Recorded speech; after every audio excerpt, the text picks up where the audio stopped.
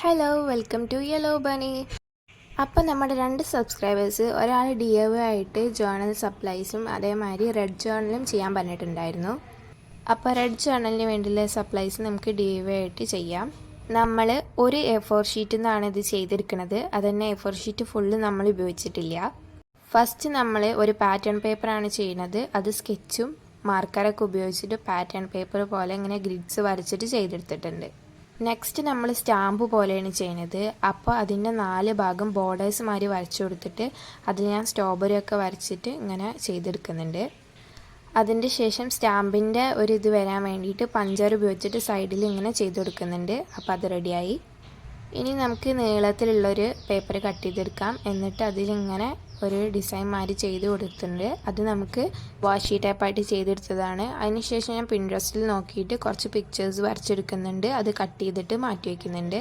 അത് നമുക്ക് സ്റ്റിക്കറായിട്ട് ഉപയോഗിക്കാം. ഇനി ബാക്കിയുള്ള പേപ്പറിൽ അതിൻ്റെ തലയ്ക്കൽ ആയിട്ട് നമ്മൾ ഇങ്ങനെ കോഡ്സ് മാതിരി എഴുതി കൊടുത്തിട്ട് അത് കട്ട് ചെയ്തെടുക്കുന്നുണ്ട്.